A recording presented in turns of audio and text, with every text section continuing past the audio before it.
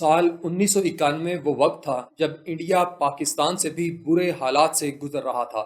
ملک میں ہر طرف غربت کا راج تھا، لوگ بے روزگار تھے، کاروبار بند ہو رہے تھے، فیکٹریاں لگانا تو دور، 2 وقت کا کھانا کھانا بھی مشکل تھا، کیونکہ ایک طرف حکومت کی غلط پالیسیوں کی وجہ سے ہونے والی مہنگائی نے لوگوں کی کمر توڑ کر رکھ دی تھی، تو دوسری طرف امریکہ اور گلف کے درجنوں ارب ملکوں کی جنگ کی وجہ سے انڈیا کے بینک کرپٹ ہونے کے پورے چانسز تھے، کیونکہ اس وقت انڈیا کے قومی خزانے میں بمشکل صرف 2 سے 3 ہفتے تک ملک کو چلانے کا پیسہ باقی تھا، بالکل ایسے ہی جیسے آج پاکستان کا خزانہ خالی ہے اور ملک کو چلانے کے چند مہینے کے لیے بھی پیسہ نہیں ہے۔ بھارت کو اس سے بھی بدتر حالات کا سامنا تھا۔ سوال یہ ہے کہ اگر انڈیا 90 کی دہائی تک پاکستان سے بھی زیادہ غربت اور قرض کے نیچے دب چکا تھا، تو آخر انڈیا کے ہاتھ کون سی ایسی سونے کی چڑیا یا اللہ دین کا چراغ لگا کہ راتوں رات انڈیا نے جی ڈی پی گروتھ میں نہ صرف پاکستان کو پیچھے چھوڑ دیا، بلکہ کینیڈا، اٹلی، فرانس اور انگلینڈ جیسے ترقی یافتہ ممالک کو بھی پیچھے چھوڑ کر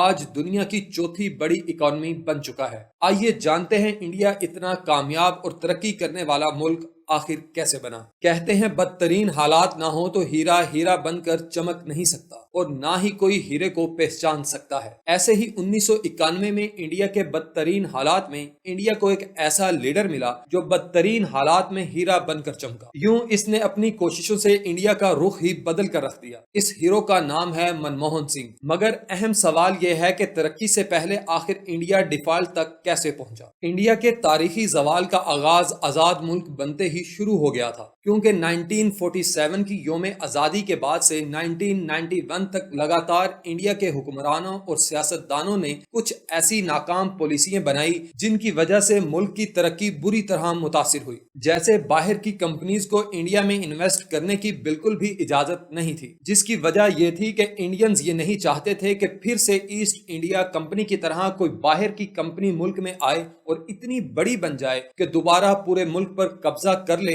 اور پھر سے انڈیا پر راج کرنے لگے۔ دوسری طرف یہ مسئلہ تھا کہ ملک میں مہنگائی اتنی بڑھ گئی تھی کہ کسی کے پاس پرائیویٹ کمپنیز، فیکٹریاں یا ملز کھولنے کے لیے ایک تو پیسہ نہیں تھا، اور اگر غلطی سے کسی کے پاس پیسہ تھا بھی تو انہیں انڈسٹری کھولنے کا لائسنس نہیں ملتا تھا، جس کی بڑی وجہ کرپشن تھی۔ یوں اس دور کو ایرا آف لائسنس راج بھی کہا جاتا ہے، جس کی وجہ سے لوگوں سے پیسہ لوٹا جاتا رہا۔ انڈسٹریلائزیشن مطلب صنعت کاری سلو ہونے کی وجہ سے انڈیا کی جی ڈی پی گروتھ نہیں کر رہی تھی۔ یوں ملک ہر گزرتے لمحے تیزی سے تباہی کی طرف جا رہا تھا۔ یہ کرائسس 1985 کے بعد مزید تیز ہو گیا، جس کی وجہ انڈیا کے سب سے بڑے سپورٹر رشیا کی سیپریشن اور عرب ملکوں کی جنگ تھی۔ اس جنگ کی وجہ سے پیٹرول کی قیمتوں میں بے پناہ اضافہ ہوا، جس کی وجہ سے مہنگائی اتنی بڑھی کہ انڈیا کے پاس 1990 کے آخر میں امپورٹس کرنے کے لیے صرف 1500 سے 2500 کروڑ روپے بچا تھا، جس سے بمشکل 2 یا 3 ہفتے تک ہی ملک کو چلایا جا سکتا تھا۔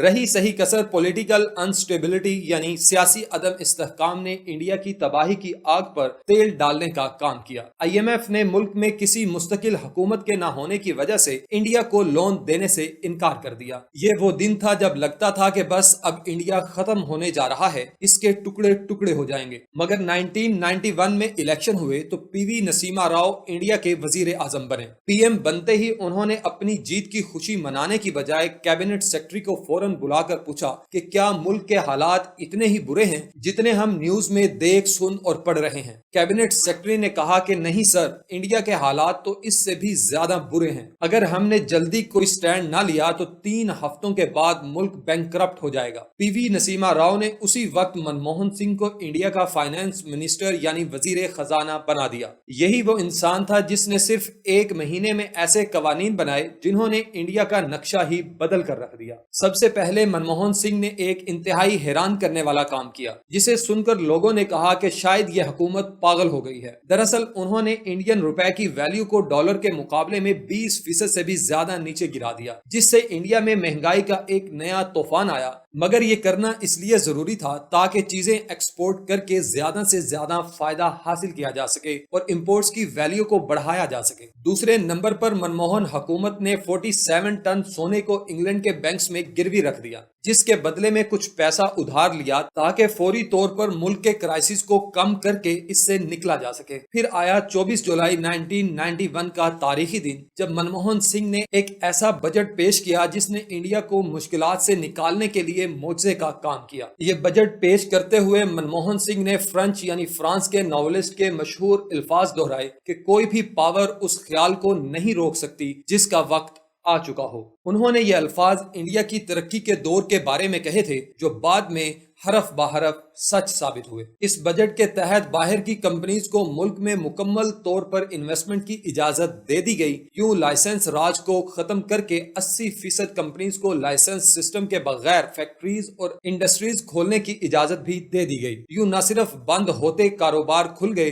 बल्कि नए नए कारोबार खुलने लगे, मिल्स और फैक्ट्रियां लगने लगी, लोगों को जॉब्स और मजदूरी मिलने लगी। इन सब पॉलिसीज की वजह से आम आदमी की जिंदगी का स्टैंडर्ड बदला, मुल्क में खुशहाली आने लगी। इसके बाद इंडिया ने पीछे मुड़कर नहीं देखा। इस तरह हर गुजरते दिन इंडिया की इकोनॉमी बेहतर से बेहतर होती चली गई। साल 2000 से 2010 में इंडिया आईटी सेक्टर और सॉफ्टवेयर डेवलपमेंट में ग्लोबल हब के तौर पर सामने आया। आईटी सेक्टर की ग्रोथ ने न्यू जॉब्स और तरक्की दी, जिससे गैर मुल्की खजाने में इजाफा हुआ और मुल्क मुआशी तौर पर मजीद तरक्की करता चला गया। 2010 से 2020 में इंडिया ने बॉलीवुड, आईपीएल, क्रिकेट, खलाई तहकीक, साइंस, एग्रीकल्चर और इंफ्रास्ट्रक्चर को डेवलप करने पर जोर दिया, जिसकी वजह से ट्रांसपोर्ट सिस्टम बेहतर हुआ, नेशनल हाईवे, स्मार्ट सिटीज और डिजिटल इंडिया जैसे प्रोजेक्ट पर काम शुरू हुआ। साल 2020 से इंडिया में लोगों का interest startups, entrepreneurship, new technology और ई कॉमर्स की तरफ बढ़ता चला गया, जिसका सबसे बड़ा सबूत यह है कि आज दुनिया की जितनी भी बड़ी टेक कंपनीज हैं, उनके सीईओज आपको इंडियन ही मिलेंगे, जबकि आज दिफाई मैदान में भी इंडिया ने खुद को काफी हद तक खुद कफील बना लिया है। इस तरह इंडिया ने तरक्की का अपना एक नया सफर शुरू किया। 1990 में क्राइसिस से गुजरा और फिर तरक्की की राह पर ऐसा निकला कि आज दुनिया की चौथी बड़ी इकोनॉमिक पावर बन चुका है। आज पाकिस्तान के हालात भी बिल्कुल ऐसे ही हैं जैसे 1990 में इंडिया के थे। मुल्क बैंक करप्ट होने वाला है, IMF कर्ज देने को तैयार नहीं, सियासी सूरत-ए-हाल गैर यकीनी का शिकार है,